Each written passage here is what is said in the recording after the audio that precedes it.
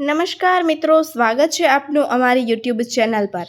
તો મિત્રો, બધાને ભગવાન સ્વસ્થ રાખે એવી પ્રાર્થના સાથે મિત્રો, સાયટિકાની સમસ્યા કમરનો એક પ્રકારનો દુખાવો। આ સાયટિકાની સમસ્યા માટેનો દેશી અને રામબાણ ઇલાજ બતાવું છું। સાથે સાથે એક યોગાસન પણ છે કે જે યોગાસન સાયટિકાની સમસ્યામાં ખૂબ સારું પરિણામ આપે છે। ઘરે બેઠા દેશી ઇલાજ અપનાવવો હોય તો આજનો વિડીયો ધ્યાનથી સાંભળજો। સાયટિકા જે કમરનો દુખાવો હોય છે, સાયટિકાની સમસ્યા ઘણા લોકોએ સાંભળ્યું હશે અથવા જે ઘણા લોકોએ નહીં પણ સાંભળ્યું હોય, સારું જ ભગવાન કરે અને કોઈને આ સમસ્યા ના થાય। પણ જે લોકોને સમસ્યા થઈ હોય એ લોકોએ ક્યારેય ડૉક્ટર પાસે ક્યાંય ગયા હોય, આ સાયટિકાની સમસ્યાને દૂર કરવા માટે ટ્રીટમેન્ટ કરવા ગયા હોય તો સાંભળ્યું હોય કે સાયટિકાનો દુખાવો છે। સાયટિકા એટલે કમરનો દુખાવો, કમરના પાછળના ભાગે છે નસ આવેલી હોય છે। આ સાઇડ રસ શરૂ થતો દુખાવો અને છેક કમરથી લઈ અને છેક પગની પાણી સુધી આવા દુખાવા પગની અંદર ગમે ત્યાં દુખાવો થાય। મોટે ભાગે સમસ્યા છે એક સાઈડનો પગ પકડે છે, એટલે કે એક સાઈડ છે એ પકડી લેશે એ દુખાવો થાય છે। દુખાવો કેટલો ભયંકર થાય છે કે આપણે જે કોઈ સોય ઘોકાવતું હોય ને આપણને જે પીડા થાય એવી અસહ્ય પીડા થાય છે। સાયટિકાની સમસ્યા મોટે ભાગે બહેનોમાં વધારે પ્રમાણમાં જોવા મળતી હોય છે। જોકે ભાઈઓમાં પણ હોય જ છે, પણ એનું મુખ્ય કારણ આયુર્વેદ એવું કહે છે કે સાયટિકાનું મુખ્ય કારણ છે એ વાયુ છે, વાત પ્રકૃતિ છે, વાત દોષ છે। આ સાયટિકાનું મુખ્ય કારણ છે અને શિયાળાની ઋતુ છે તો આ ઋતુમાં વાયુ દોષ છે વધારે પ્રકોપે છે। એટલે સાહિત્યકારની સમસ્યા હોય તો આ સમસ્યામાં વધારે પીડા છે એ આ સમયમાં થઈ શકે છે। સાયટિકાને દૂર કરવા ઘરેલું ઉપચારો આમ તો ઘણા બધા છે, પણ જ્યારે વાયુ પ્રકૃતિની વાત આવે ત્યારે વાયુ દોષને દૂર કરવા માટે ગરમ પ્રકૃતિના છે અમુક ઔષધો હોય છે, જેમ કે અજમો છે, સૂંઠ છે, હળદર છે, આવી જે વસ્તુ છે, લસણ છે, એ વાયુ પ્રકૃતિ છે। એની સાથે સારામાં સારી અને વાયુ પ્રકૃતિ માટેની જે વસ્તુ સારી છે એ સાયટિકાનો દુખાવો મટાડી શકે છે। સાયટિકાને આમ તો ગુજરાતી ભાષામાં રાંધણ અથવા ગુરુદ્શી કહેવામાં આવે છે। સાયટિકા એટલે નષ્ટ છે, નસ, અને આ સમસ્યા છે બહેનોમાં ખાસ કરીને વધારે ઊભા કોઈ કામ કરવાનું હોય અથવા તે રસોઈ બનાવતી વખતે વધારે, અને ખાસ જે લોકોનું વજન વધારે હોય છે, હેવી વર્ઝન હોય છે, તેમજ પેટ વધી ગયું હોય, સાથળમાં ચરબી વધી ગઈ હોય તો આવા લોકોમાં સાયટિકાની મિત્રો સમસ્યા ખૂબ જ જોવા મળે છે। અને સાયટિકાની સમસ્યા હોય તો વધારે વજન હોય તો વધારે સમસ્યા પેદા થાય છે, વધારે પીડા સહન કરવી પડે છે અને વધારે પડતું ચાલી પણ શકાતું નથી અને વારંવાર બેસી પણ શકાતું નથી અને બેઠા હોય તો ઊભા થવામાં પણ સમસ્યા આવતી હોય છે। એટલી અસંખ્ય પીડા થાય છે કે ઘણા લોકોએ જેને આ સમસ્યા ન થઈ હોય એને ભગવાન કરે એને ક્યારેય પણ ન થાય અને આપણે ખબર જ પણ ન હોય, કેમ કે જેને આ સમસ્યા થઈ હોય આ બધી બીમારી સાયટિકાની એ લોકો જાણતા હોય છે કે કેટલું આમાં દર્દ થતું રહે છે। એ એક યોગાસન છે જે યોગાસનનું ધીમે ધીમે નિત્ય અભ્યાસ કરવાથી સાયટિકામાં ખૂબ જ સારું પરિણામ મળે છે। અને નિત્ય અભ્યાસ કરતા હોય અને આવી કોઈ સમસ્યા ન થઈ હોય ને તો જીવનભર જે લોકો આ એક યોગાસન બતાવું છું એ યોગાસન કરતા હોય તો જીવનભર સાયટિકાની સમસ્યા થતી નથી, કેમ કે એનાથી કરોડરજ્જુ ખૂબ જ મજબૂત બને છે। કમર છે એની નસો અને જે હાડકાં હોય છે ખૂબ જ મજબૂત બને છે।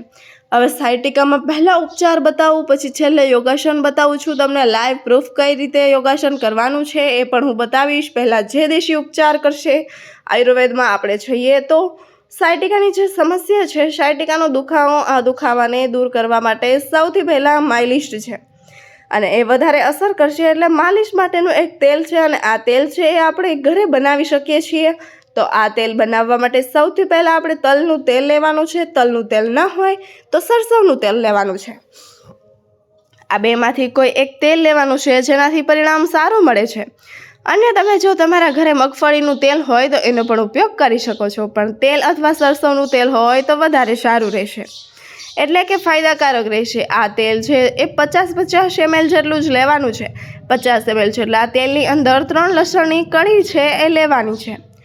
3 લસણની કળી છે એના નાના નાના ટુકડા કરી તેલમાં નાખવાના છે। ત્યારબાદ એની અંદર અડધી ચમચી જેટલો અજમો નાખવાનો છે અને અડધી ચમચી જેટલા મેથી દાણા પણ નાખવાના છે અને આ જે તેલ છે અને ગરમ કરવાનું છે, એટલે કે પકાવવાનું છે। અજમો અને જે મેથી દાણા છે એ બ્રાઉન થવા લાગે, લસણના ટુકડા હોય છે એ બ્રાઉન થવા લાગે, એટલે એમ લાગે કે પાકી ગયા છે ત્યાં સુધી આને ગરમ કરવાનું છે। એટલે પાકી જશે એટલે કે તેલ છે એ ઉકળવા લાગ્યું હોય એવું લાગશે। બરાબર ઉકળવા લાગે અને પાકી જાય અને પછી આ તેલ છે એને બોટલમાં ભરીને રાખી દેવાનું છે। આ તેલની માલિશ કરવાની છે સવાર સાંજ અને બોટલમાં ભરી દેવાનું છે। પછી આને સવાર સાંજ માલિશ જ્યાં દુખાવો થતો હોય ત્યાં સાયન્ટિકામાં નક્કી નથી હોતું। કમરથી લઈ અને પગની પાની સુધી ગમે ત્યાં અસહ્ય દુખાવો, અસહ્ય પીડા સહન ન કરી શકાય એટલો દુખાવો અને એટલી પીડા થતી હોય છે તો ખાસ કરીને કમરના ભાગમાં, પાછળના ભાગમાં છે આ તેલથી માલિશ રાત્રે સૂતી વખતે ખાસ કરવાની છે। આનાથી ખૂબ સારું પરિણામ મળશે।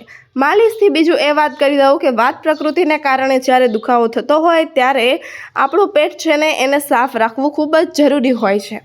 ત્યારે આ દેશી ઉપચાર છે કામ આપે છે। એટલે માની લો કે સવારમાં પેટ સાફ ન થતું હોય બરાબર, અથવા તો સહેજ પણ કબજિયાત રહેતું હોય તો કબજિયાતને દૂર કરવા માટે અને કમરના દુખાવાને દૂર કરવા માટેનું આ દિવેલનું છે તેલ છે, તેલ દિવેલ સૌથી સારું અને રામબાણ ઉપાય અને દેશી ઔષધિ છે। કેમ કે દિવેલના ઉપયોગથી કમરનો દુખાવો પણ મટે છે અને પેટ પણ સાફ થાય છે।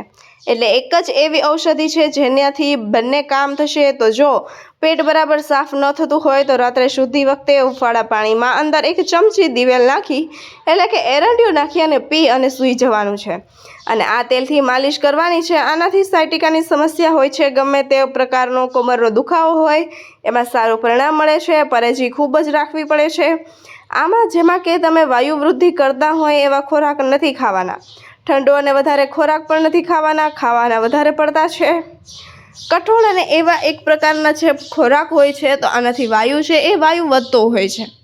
તો વાયુ વધે એવો ખોરાક નથી ખાવાનો, વધારે ખાટો વધારે તીખો નથી ખાવાનો, ઠંડો અને વાર્ષિક તથા મેંદાવાળો ખોરાક છે એટલા ખોરાકનો ત્યાગ કરવાનું છે અને પછી આ ઉપચાર અપનાવો તો તમને જબરદસ્ત અને ધાર્યા મુજબનું રિઝલ્ટ મળે છે। હવે સાહિત્યકારની વાત કરીએ તો જે સમસ્યા છે એની અંદર એક યોગાસન છે એ પણ કરવાનું છે। આ યોગાસનથી ખૂબ સારું એવું પરિણામ મળે છે અને આ જો યોગાસન છે એ યોગાસનનું નામ છે એક એવું યોગાસન મિત્રો જે પગની પાનીથી લઈ અને આપણું ગળું છે ત્યાં સુધીનો આખો જે બેક સાઈડનો જે ભાગ છે આ બધા જ ભાગને અસર કરે છે। એટલે કે કમરની કોઈ સમસ્યા હોય, કરોડરજ્જુની કોઈ સમસ્યા હોય અથવા તો પગની પાનીમાં, ગોઠણમાં, પછી બીજી કોઈ પણ સમસ્યા હોય તો નિત્ય આ યોગાસન છે એનો અભ્યાસ કરવાથી આવી કોઈ સમસ્યા નથી થતી। બીજું એ છે કે આ યોગાસન કરતાં પહેલાં સાવધાની એ રાખવાની હોય છે કે કોઈને ગોઠવણી કે કમરની કોઈ ટ્રીટમેન્ટ ચાલુ હોય અથવા અસહ્ય દુખાવો થતો હોય અને એની કોઈ ડૉક્ટર પાસે ટ્રીટમેન્ટ ચાલુ હોય તો આ યોગાસન કરતાં પહેલાં નિષ્ણાત એટલે કે ડૉક્ટરોની સલાહ લઈને કરવું। અન્યથા આ યોગાસન છે એ સાહિત્યકારની સમસ્યા હોય તો ધીમે ધીમે શરૂઆત કરવાની છે। આ યોગાસનથી ખૂબ જ સારું એવું પરિણામ મળે છે। પણ મિત્રો મળશે હવે આપણે જોઈએ કઈ રીતે કરવાનું છે। સૌથી પહેલાં વજ્રાસનની સ્થિતિમાં બેઠા પછી આ રીતે ગોઠણમાંથી તમારે ઊભું થવાનું છે અને પછી પાછળની સાઈડ નમવાનું છે।